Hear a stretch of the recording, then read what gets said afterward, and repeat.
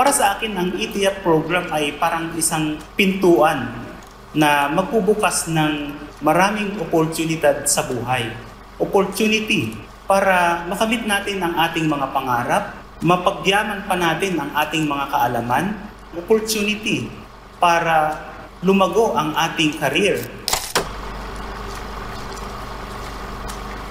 Nang graduate po ako ng BS Chemistry noong 2007, na-employ po tayo doon sa isang ahensya ng Department of Agriculture. Ito yung Philippine Rice Research Institute. Isa po tayong researcher doon. Nung nasa Department of Agriculture, Regional Field Office 1 na ako noong 2015. At syempre, kung nasa Department of Agriculture ka, ang impression ng mga kliyente namin ay mayroon kang kaalaman patungkol sa agriculture. Kaya napag-isipan ko na kumuha rin po ng BS Agriculture sa pamamagitan ng ETF program.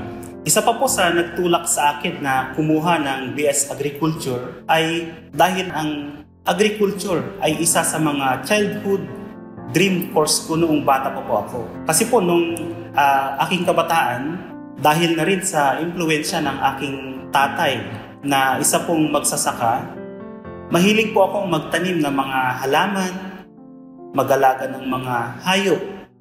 Nagtatanim po kami ng mga iba't ibang gulay.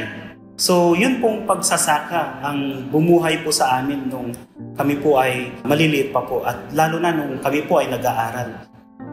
Sa pamamagitan ng pagsasearch sa internet, nakita ko po sa website na mayroong ganito palang programa na naakma sa mga katulad ko pong nagtatrabaho. Nakita ko po na nag-o-offer ang Pangasinan State University ng BS Agriculture sa pamamagitan ng ETF program. 2021, nung nag-umpisa na tayong mag-aral, during weekdays sa daytime, siyempre pumapasok tayo sa trabaho. Pag-uwi naman po sa trabaho, nag-aalaga tayo ng ating anak. Pag gabi na po, doon na po tayo nagiging estudyante. Sa 6 na subjects ko, sabay-sabay silang nagbigay ng activities. Talagang napaka-challenging. So, ang ginawa natin, nagsunog tayo ng kilay. At syempre, kung sabay-sabay man yun, hindi natin lahat magagawa. So, ang ginawa natin sa ibang mga professors at instructors, nakiusap din tayo na bigyan pa tayo ng konting panahon. At yun po ang hindi ko makakalimutan na experience. Talagang napaka-considerate po ng mga instructors at professors ng Pangasinan State University. Siyempre, ang inspirasyon natin dyan ay ang ating pamilya. Sila yung nangungunang inspirasyon ko para mapaganda po ang sitwasyon namin sa buhay.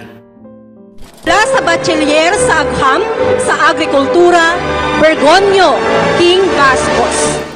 Pagka-graduate ko po ng BS Agriculture through ETF program, lalong-lalo na po nung naging top 5 po ako sa 2022 licensure exam, napakaganda po ng epekto noon sa aking buhay. Nung ako po ay nag-take ng 2007 chemistry licensure exam, ang target o goal ko lang po noon ay makapasa.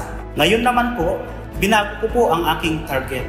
Pinangarap ko po at pinagdasal na makapasok man lang sa top 10 sa ating 2022 licensure exam for agriculturists. So pinagsikapan po natin iyon. Napakasaya po natin at nagbunga lahat ng ating mga sakripisyo. Talagang napakahalaga na magkaroon tayo ng specific target sa ating buhay. From Pangasinan State University, Santa Maria, King Bascos Bergonio. Sa pamamagitan ng ETF, naging ganap na po tayong isang agriculturist. Talagang masasabi ko na proud ako na makapaglingkod pa sa ating mga magsasaka. Talagang binigyan ako ng kakayahan, lalong-lalo na po sa mga technical na aspeto ng agrikultura para makapaglingkod pa po sa ating mga kliyente, lalo na sa ating mga magsasaka.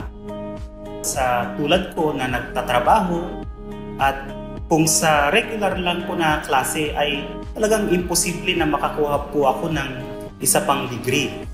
Siguro kapag pupurso ko yon, kailangan kong mag-leave sa aking trabaho, iwan muna yung aking pamilya upang makapag-aral.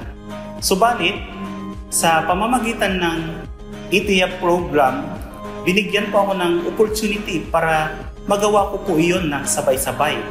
So para sa akin, ang ETIAP program ay parang isang pintuan na magbubukas ng maraming oportunidad sa buhay. Opportunity para makamit natin ang ating mga pangarap, mapagyaman pa natin ang ating mga kaalaman, opportunity para lumago ang ating career. Kaya po sa mga nangangarap po na katulad ko na gusto pang magkaroon ng degree or i-improve ang kanilang kasalukuyang profesyon, the right time to achieve your dream is now. Ako po si King Bascos Bergonio, chemist po ng Regional Chemical Analysis Laboratory, Department of Agriculture, Regional Field Office 1. Top 5 po noong 2022 licensure exam for agriculturists. Proud graduate of ETIAP program of the Pangasinan State University, Santa Maria Campus, Bachelor of Science in Agriculture.